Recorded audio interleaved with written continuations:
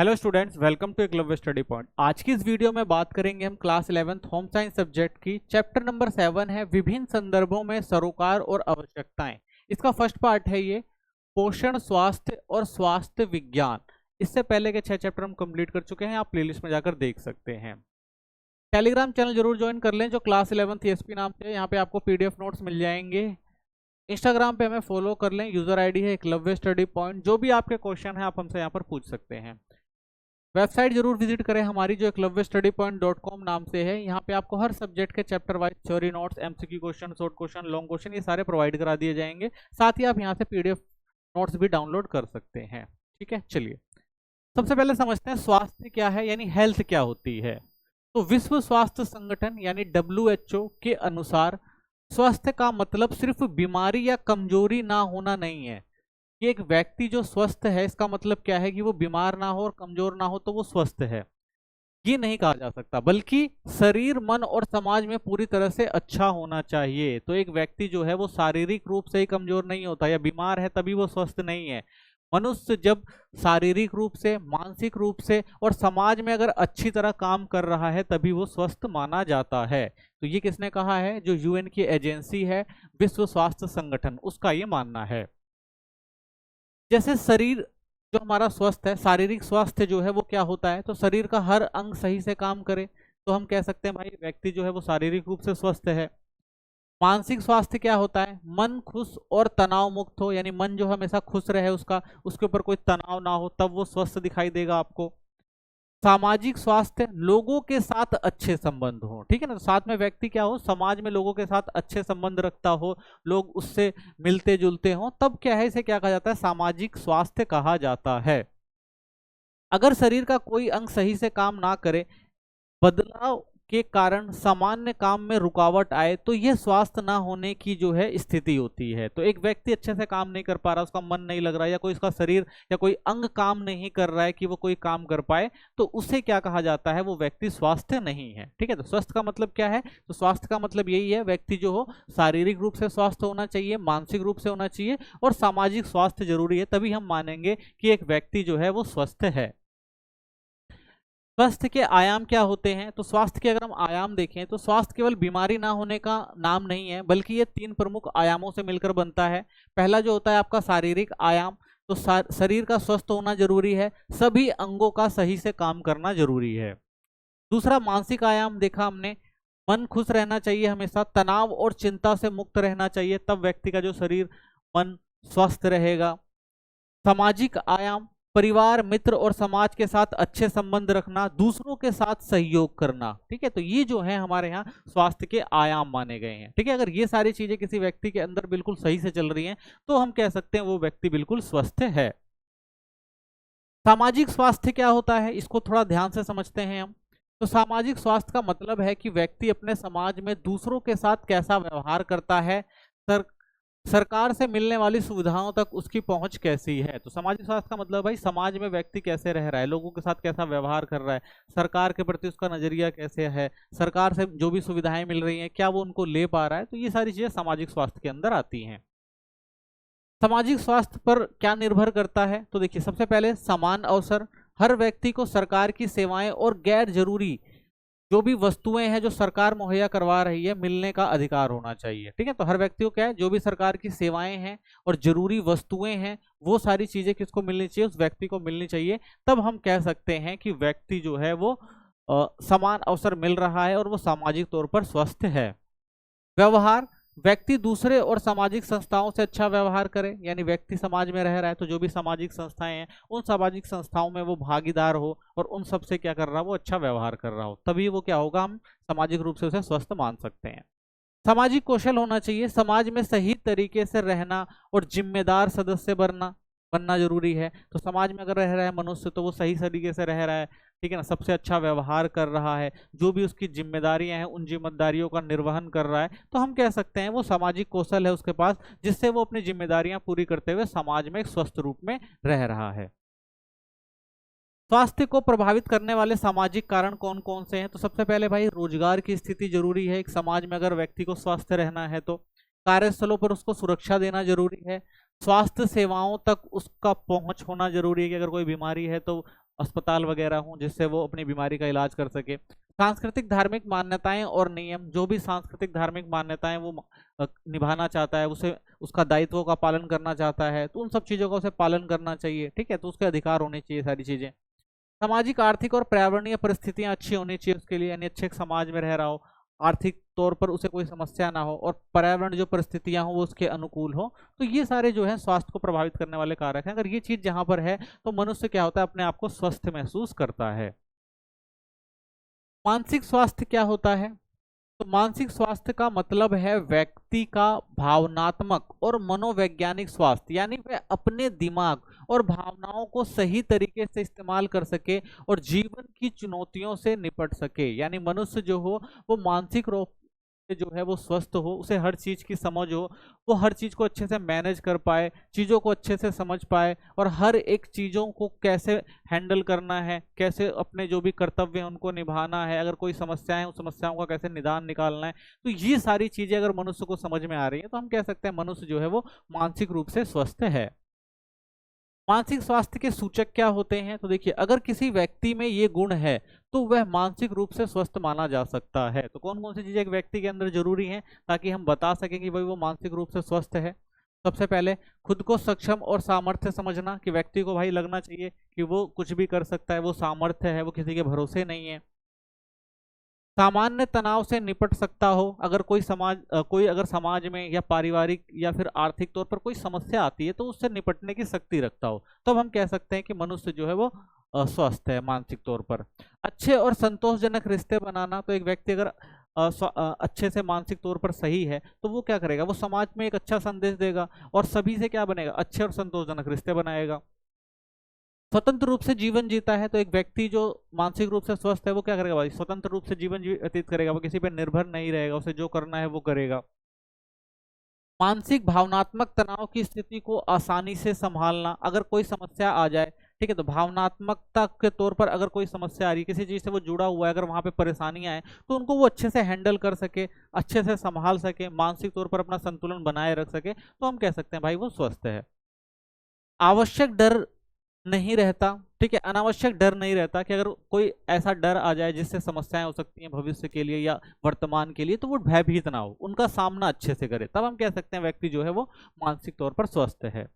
छोटी समस्याओं से परेशान ना होकर लंबे समय तक तनाव या अवसाद महसूस नहीं करना, यानी अगर कोई समस्या आ भी जाती है तो ऐसा नहीं भाई समस्या को लेकर वो तनाव में आ जाए और लंबे समय तक उसी तनाव में रहे, तो ये चीजें भी जो है वो गलत हो सकती हैं, और कह सकते हैं भाई उस समय जो होगा मानसिक तौर पर मनुष्य जो है स्वस्थ नहीं होगा। लेकिन अगर वो इन सारी समस्याओं से निपट जा रहा है, ठीक है ना, और कोई अवसाद महसूस नहीं कर रहा है बल्कि कंफर्टेबली आसानी से उस समस्या का हल निकाल रहा है, तो हम कह सकते हैं भाई वो व्यक्ति मानसिक तौर पर स्वस्थ है।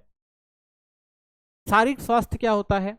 इसका मतलब है कि शरीर का स्वास्थ्य और तंदुरुस्त होना। स्वास्थ्य व्यक्ति क्या कर सकता है? तो देखिए, रोज की गतिविधियां आसानी से कर सकता है, अगर आप स्वस्थ हैं तो रोजमर्रा की जो भी चीजें वो आसानी से कर लेंगे बिना थके हुए।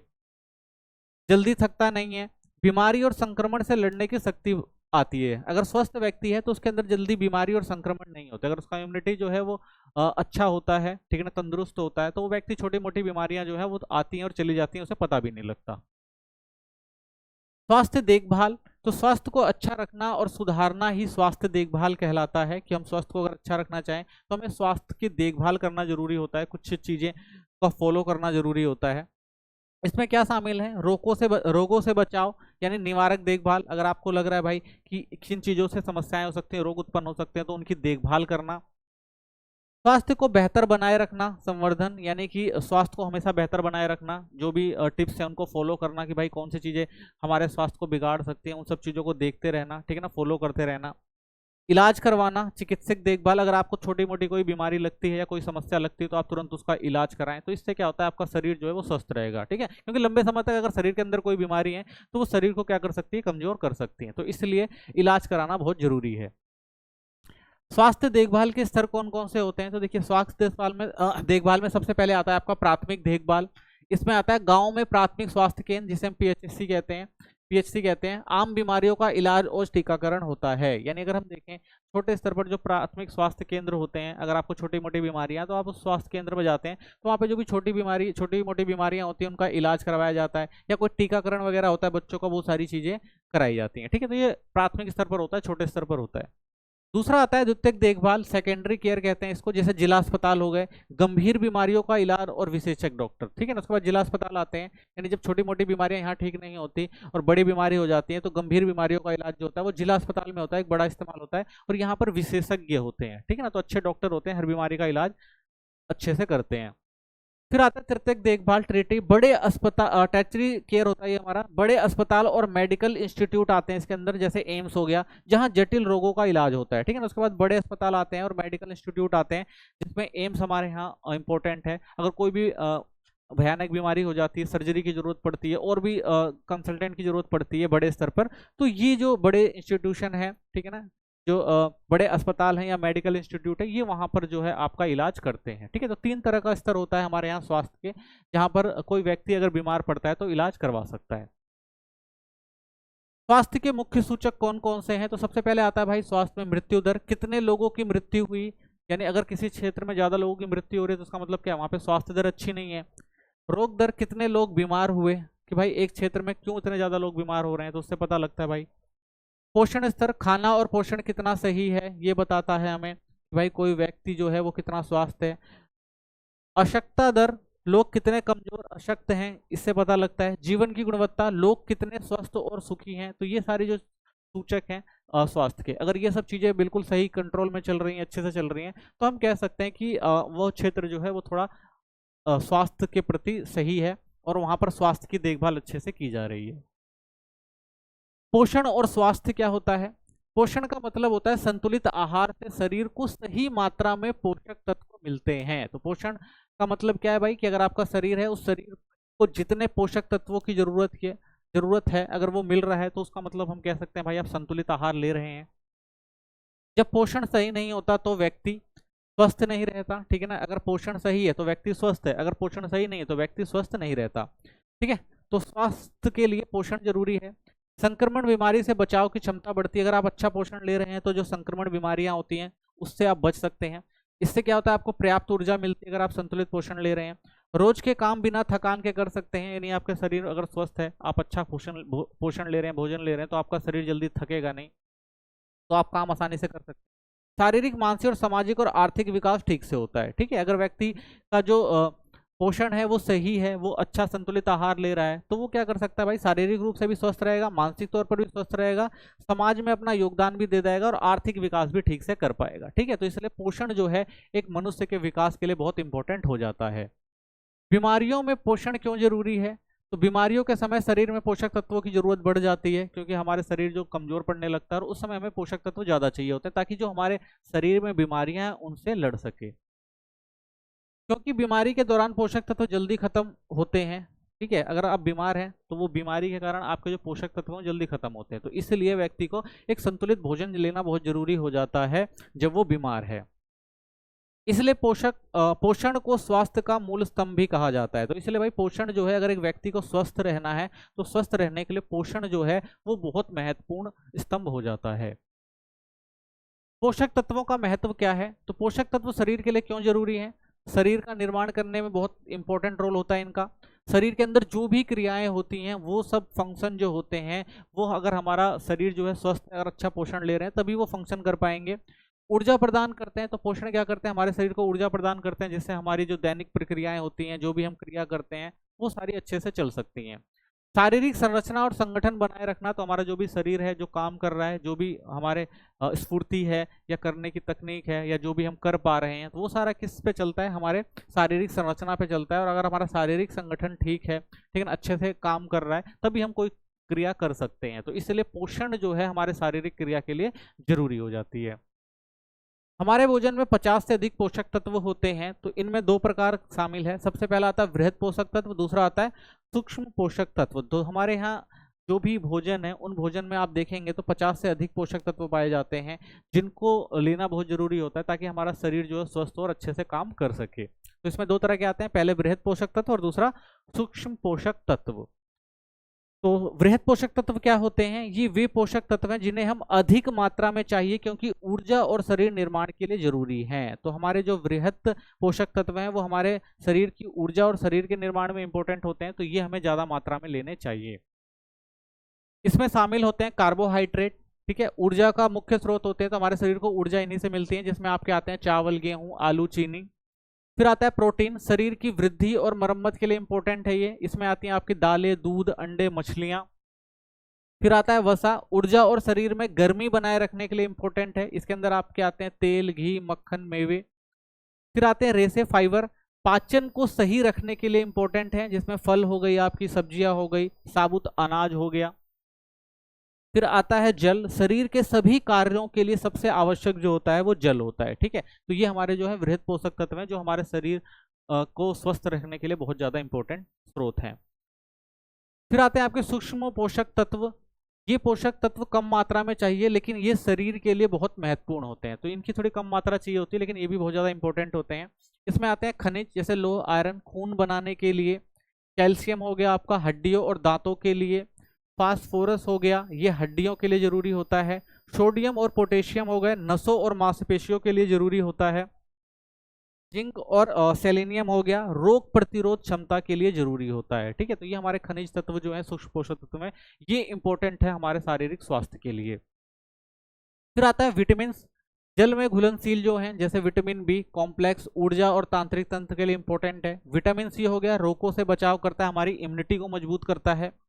वसा में घुलनशील, जिसमें विटामिन ए हो गया, आंखों और त्वचा के लिए, विटामिन डी हो गया, हड्डियों के लिए, विटामिन ई हो गया, त्वचा और प्रजनन स्वास्थ्य के लिए, और उसके बाद आता है विटामिन के, खून जमाने के लिए, ठीक है। तो ये सारे जो पोषक तत्व भी इंपॉर्टेंट हो जाते हैं शरीर को स्वस्थ रखने के लिए।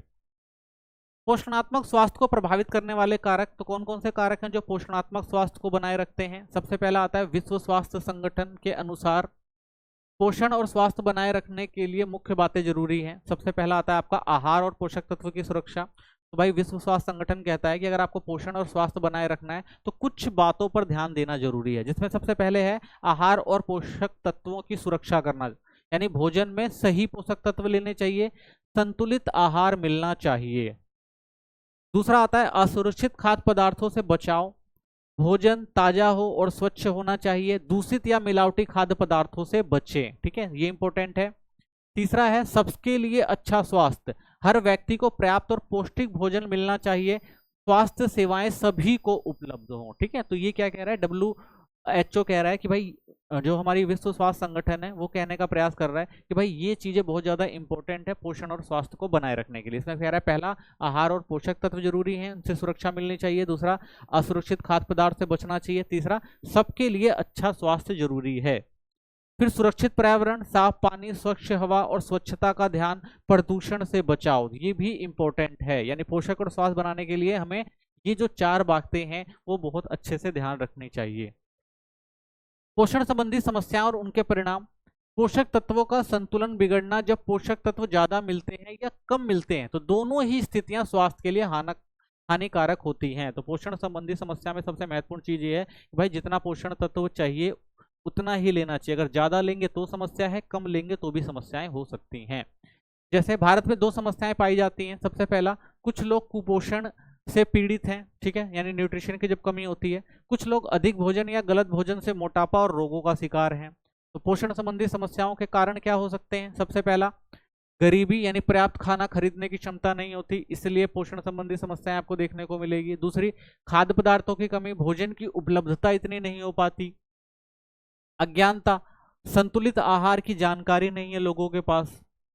स्वास्थ्य जागरूकता की कमी, पोषक का महत्व नहीं समझना, यानी लोगों को स्वास्थ्य संबंधित चीजों की जानकारी नहीं है, उन्हें पता ही नहीं है भाई कौन सा जो स्वास्थ्य संबंधी जो भी भोजन है वो लेना चाहिए, नहीं लेना चाहिए, ठीक है ना, और किस तरह से हम अपने पोषण को महत्व देंगे ताकि हमारा शरीर स्वस्थ रहे, इन सब चीजों के बारे में कोई सोचता ही नहीं है।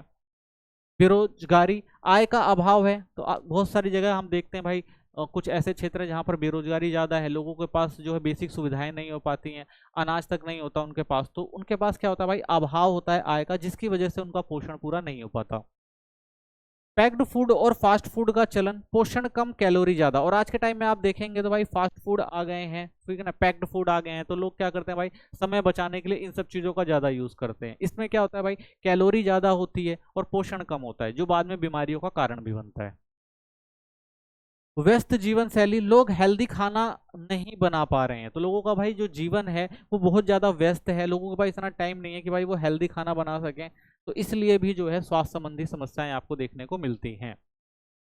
पति पत्नी दोनों का बाहर काम करना, घर का बना पौष्टिक भोजन कम है। भाई पति पत्नी दोनों अगर काम कर रहे हैं, बाहर काम कर रहे हैं, तो टाइम नहीं है लोगों के पास, तो लोग खाना नहीं बना पाते, तो वो पैक्ड फूड हो गया या बाहर का फूड हो गया, जंक फूड, इन सब चीज़ों पर ज़्यादा निर्भर रहते हैं, तो इससे भी बहुत सारी बीमारियां उत्पन्न होती हैं। ठीक है, तो ये कुछ महत्वपूर्ण समस्याएं हैं पोषण संबंधित, जिनकी वजह से बहुत सारी समस्याएं आती हैं स्वास्थ्य को लेके।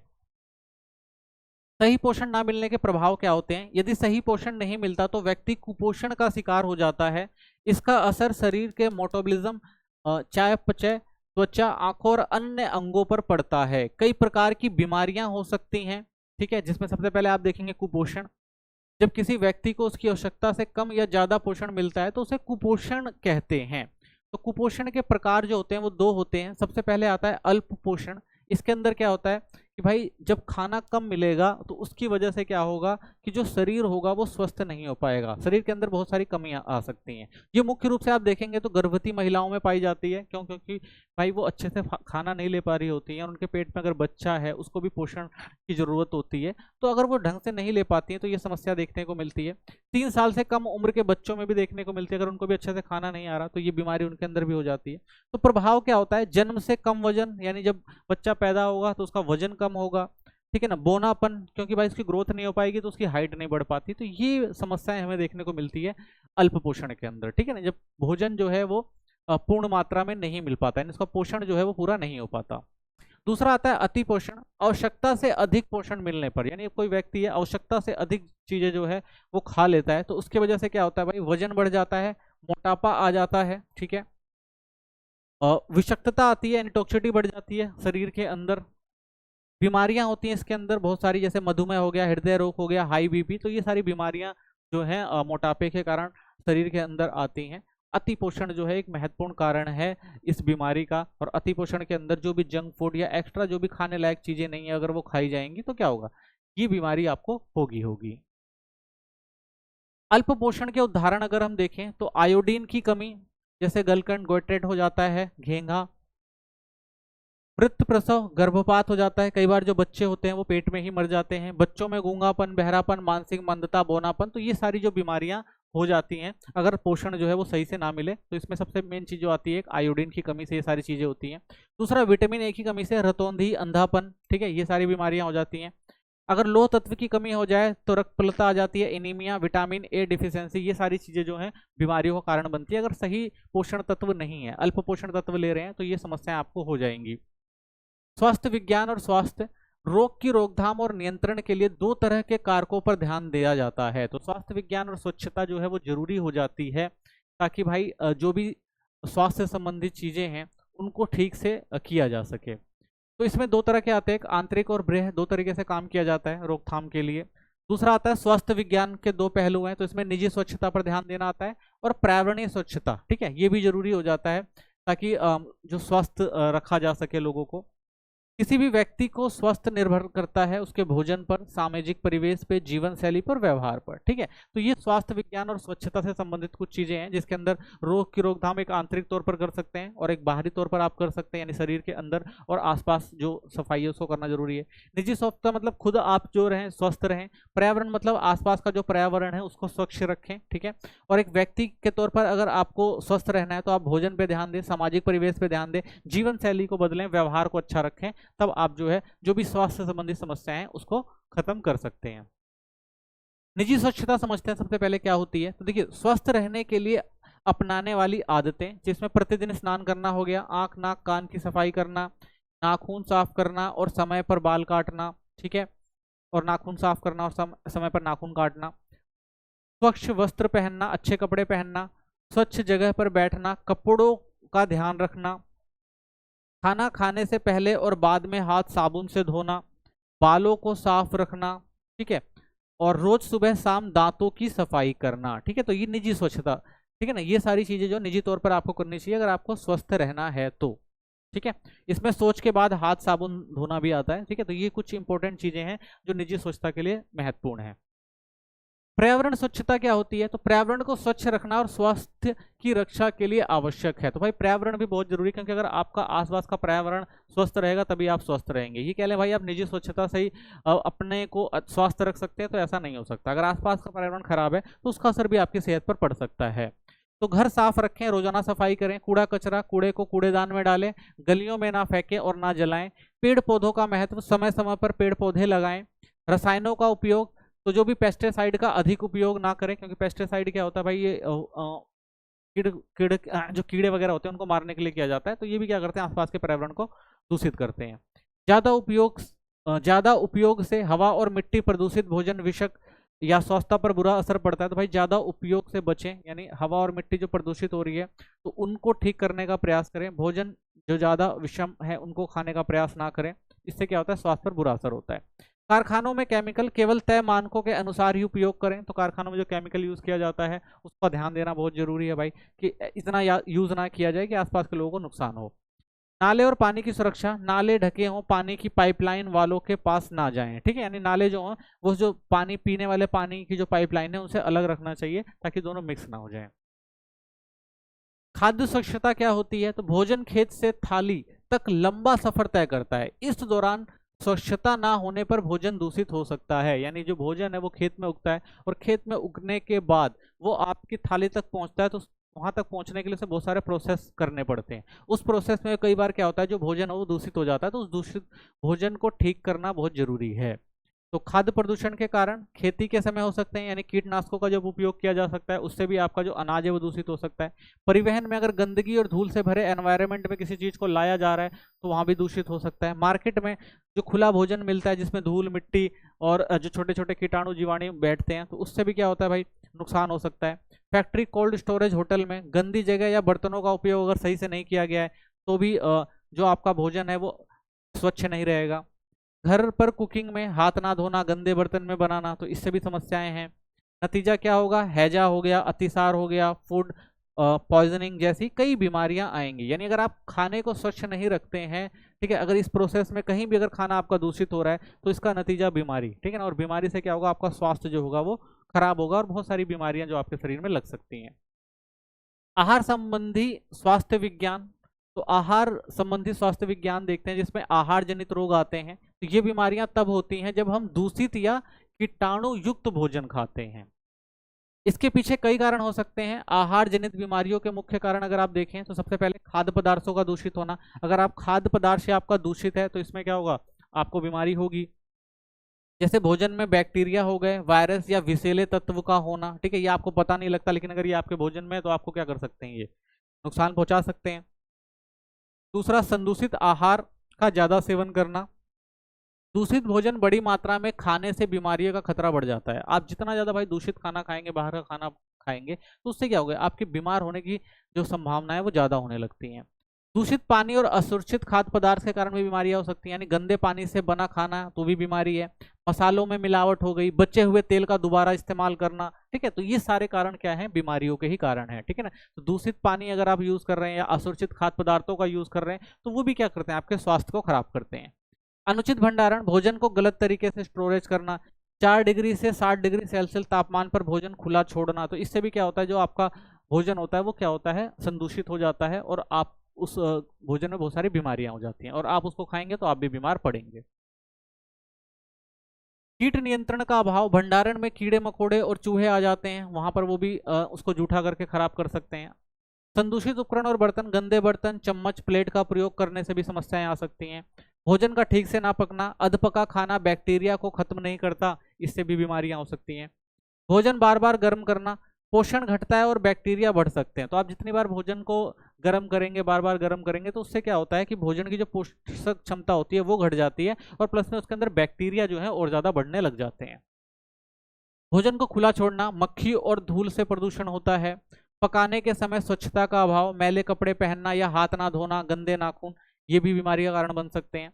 बीमार व्यक्ति द्वारा भोजन बनाना, अगर खाना बनाने वाला किसी संक्रामक बीमारी से ग्रसित है तो वो आपके अंदर भी आ सकती हैं। तो इन सब चीज़ों का ध्यान रखना बहुत जरूरी हो जाता है जब भी आप क्या है भोजन ग्रहण करते हैं या खाना बनाते हैं। तो खाद्य स्वास्थ्य का ध्यान रखना भी बहुत जरूरी हो जाता है, ठीक है। तो इन सब चीज़ों को बिल्कुल ध्यान रखना जरूरी है। खाद्य सुरक्षा के नियम क्या कहते हैं? तो भोजन को हमेशा ढककर रखें, खाने से पहले और पकाने से पहले हाथ धोएं, 4 से 60 डिग्री सेल्सियस के बीच भोजन ज़्यादा देर तक ना रखें, गंदे तेल मसाले और बासी खाना ना खाएं, ठीक है। तो ये बहुत ज़्यादा इंपॉर्टेंट है खाद्य सुरक्षा बढ़ाने के लिए, ठीक है। तो ये नियम आपको याद रखने हैं। जल सुरक्षा क्या है? जल का महत्व देखिए, हमारा शरीर लगभग 60% जल से बना है और जल का प्रयोग इन कार्यों में होता है। तो जल का प्रयोग तो हर एक दैनिक कार्य में आप देखते हैं होता है। जैसे शारीरिक क्रिया में देखें तो घरेलू कामों में, शारीरिक क्रिया मतलब हम खाने के लिए, नहाने के लिए, पीने के लिए, इन सब चीज़ों का यूज़ करते ही हैं। घरेलू कामों में खाना और सफाई हो गया। सार्वजनिक उपयोग में होता है स्वास्थ्य और स्वच्छता को बनाए रखने के लिए। औद्योगिक कार्यों में भी किया जाता है, ठीक है। और जल का रासायनिक सूत्र आपको पता है H2O होता है, ठीक है। तो ये सारे काम यानी जल जो है बहुत महत्वपूर्ण चीज है और वो दैनिक दिनचर्या में उसका यूज होना जरूरी है। जल का शरीर में क्या महत्व है? तो सभी जैविक और रासायनिक क्रियाएं तरल माध्यम में होती हैं जिसमें जल प्रयुक्त। तो हमारे शरीर के अंदर जो भी जैविक क्रिया हो रही है होती है उसमें सब जल का जो महत्वपूर्ण योगदान होता है। तो इसलिए हमारे शरीर के लिए जो है जल जो बहुत महत्वपूर्ण हो जाता है। तो जल शरीर का तापमान नियंत्रित करता है। तो जल से क्या होता है भाई, हमारे शरीर का जो तापमान है वो नियंत्रित रहता है। यदि शरीर का 20% जल कम हो जाए तो निर्जलीकरण, डिहाइड्रेशन यानी मृत्यु भी हो सकती है। यानी अगर जल की मात्रा 20% भी अगर हमारे शरीर से कम हो जाए तो हमें क्या हो जाएगा, डिहाइड्रेशन हो जाएगा और बहुत सारी बीमारियां हो सकती हैं, हमें हो सकता है मृत्यु भी हो जाए। जल के बिना जीवन से जुड़ी कोई भी क्रिया संभव नहीं है। तो भी बिना जल के आप धरती पे जीवित नहीं रह सकते। पेयजल की गुणवत्ता क्या होनी चाहिए? सबसे पहले भौतिक गुण होता है रंगहीन, पानी का कोई रंग नहीं होना चाहिए। गंधहीन, बदबू ना हो। स्वादहीन, अजीब स्वाद नहीं होना चाहिए। पारदर्शी, साफ और स्पष्ट हो। अशुद्धियों से मुक्त, मिट्टी, कचरा या कोई गंदगी ना हो, ठीक है। तो पेयजल की गुणवत्ता है भौतिक गुण, यानी आप देखकर भी समझ सकते हैं कि पानी में कोई समस्या तो नहीं है। दूसरा रासायनिक गुण होता है इसका, नाइट्रोजन और कार्बन पदार्थ नहीं होने चाहिए इसके अंदर। विषैले तत्व, सीसा, लोहा, जिंक, ये सारी चीजें नहीं होनी चाहिए। 100 डिग्री सेल्सियस पर उबलना चाहिए शुद्ध करने के लिए। पीएच स्तर इसका 7 यानी उदासीन होना चाहिए। 0 डिग्री सेल्सियस पर जमना चाहिए, ये इसका सामान्य गुण है। जैविक गुण, पानी रोगजनक जीवाणु से मुक्त हो, नुकसानदायक बैक्टीरिया ना हो इसके अंदर, ठीक है। तो ये सारे जो है पानी की विशेषताएं होनी चाहिए। अब समझते हैं कि अगर पानी में कोई अशुद्धि आ जाए तो जल को शुद्ध कैसे किया जा सकता है। तो जल को शुद्ध करने की बहुत सारी विधियां हैं। तो इसमें आप देख सकते हैं बॉइलिंग हो गया, क्लोरिनेशन हो गया, स्टोरेज हो गया, इलेक्ट्रिक फिल्टर और एक रिवर्स ऑस्मोसिस, ठीक है। तो ये जो है कुछ प्रक्रियाएं हैं जिनके द्वारा हम क्या कर सकते हैं, जो पानी है उसको साफ कर सकते हैं। अगर उसके अंदर कोई अशुद्धि है तो उसको ठीक किया जा सकता है। सबसे पहले आता है उबाल कर। घरेलू स्तर पर सबसे आसान तरीका है, पानी को 25 से 30 मिनट तक 212 यानी कि फahrenheit यानी 100 डिग्री सेल्सियस पर उबालें तो रोगाणु क्या होते हैं, इससे नष्ट हो जाते हैं। क्लोरीनीकरण कर सकते हैं, पानी की बड़ी मात्रा जैसे टैंक को साफ करने के लिए क्लोरीन पानी यानी 1:20 अनुपात में, अधिक क्लोरीन से पानी का स्वाद बिगड़ सकता है। तो इसलिए ये रेशो याद रखना है कि पानी में 1:20 का जो है अनुपात होना चाहिए। क्लोरीन की गोलियां हेलोजोन या क्लोरो डेक्लोर, एक गोली 10 लीटर पानी में डालें, ठीक है। तो एक गोली को क्या करना है, 10 लीटर पानी में डालना है। 25 से 30 मिनट तक छोड़ दें, फिर फिल्टर करें। सबसे सस्ता, आसान और प्रभावी तरीका है। तो इसे क्या कहते हैं, क्लोरीनीकरण करते हैं। इसके द्वारा हम पानी को स्वच्छ कर सकते हैं, ठीक है। तीसरा आता है भंडारण करके। छानने के बाद पानी को सुरक्षित जगह पर रखें, टंकी, अंडरग्राउंड टैंक, मिट्टी के घड़े या स्टील के बर्तन में। ध्यान रखें भंडारण से पानी की शुद्धता खराब ना हो, यानी इतना ज्यादा लंबे समय तक ना रखा जाए कि पानी की शुद्धता धीरे धीरे खराब हो जाए। तो ध्यान रखना भंडारण के समय। बिजली का फिल्टर यूज किया जाता है, तो बिजली से चलता है, मॉनिटरिंग सिस्टम के साथ आता है। तो लाइट इंडिकेटर होते हैं इसके अंदर, पहला लाल सिस्टम चालू हो जाता है, पीला पानी शुद्ध हो रहा होता है और हरा पानी पीने योग्य हो जाता है, ठीक है। तो इलेक्ट्रॉनिक फिल्टर के द्वारा यूज किया जाता है। आजकल जो यूज हो रहा है वो हो रहा है reverse osmosis RO water purifier system है, इसके द्वारा पानी को स्वस्थ किया जाता है। तो ये नया तरीका है जिससे पानी को बिल्कुल स्वस्थ किया जा सकता है। तो इसमें क्या होता है, पानी की कठोरता और घुलनशीलता लवण हटाने के लिए की जाती है, यानी पानी के अंदर अगर ज़्यादा ही समस्या है तो उस समस्या को कैसे हल किया जा सकता है, तो उसका ये तरीका अपनाया गया है। इसके द्वारा पानी को बिल्कुल साफ किया जाता है। तो इसमें कई चरणबद्ध तरीके होते हैं। सबसे पहला आता है सेंडिमेंट फिल्टर होते हैं, इसके अंदर मिट्टी, रेत और जंग हटाते हैं। उसके बाद प्री कार्बन फिल्टर होता है जो बदबू, रंग और क्लोरीन हटाता है। फिर आता है कार्बन ब्लॉक, ये छोटे कण और अतिरिक्त क्लोरीन को रोकता है, ठीक है। नहीं, अगर ज्यादा छोटे कण है या क्लोरीन ज्यादा मात्रा में है तो उसको भी कम करने की कोशिश करता है ये। आरओ झिल्ली लगी होती है तो बहुत सूक्ष्म अशुद्धियों को भी रोकता है, तो इसमें आरओ झिल्ली होती है जो बिल्कुल बारीक यानी बिल्कुल छोटे छोटे अगर कोई अशुद्धियां हैं उनको भी जाने से रोकता है। उसके बाद संग्रहण टैंक बनाया जाता है, उसके अंदर पानी आ जाता है और शुद्ध जल सुरक्षित जो है रख दिया जाता है और उसका आप यूज कर सकते हैं, ठीक है। तो ये सारे प्रोसेस हैं, इस प्रोसेस से होते हुए पानी को जो है शुद्ध किया जाता है आरओ के माध्यम से, ठीक है। तो ये नई टेक्नोलॉजी है जिसने पानी को और ज्यादा अच्छा करने में महत्वपूर्ण भूमिका निभाई है, ठीक है। तो ये कुछ अशुद्धियां हैं पानी के अंदर, कुछ तकनीकें हैं जिससे अशुद्धियों को दूर किया जा सकता है, ठीक है। तो इसी के साथ ये चैप्टर खत्म होता है, मिलते हैं नेक्स्ट वीडियो में। थैंक्स फॉर वॉचिंग, चैनल को सब्सक्राइब करें, वीडियो को लाइक करें, ठीक है। और कोई कमेंट है तो जरूर करें।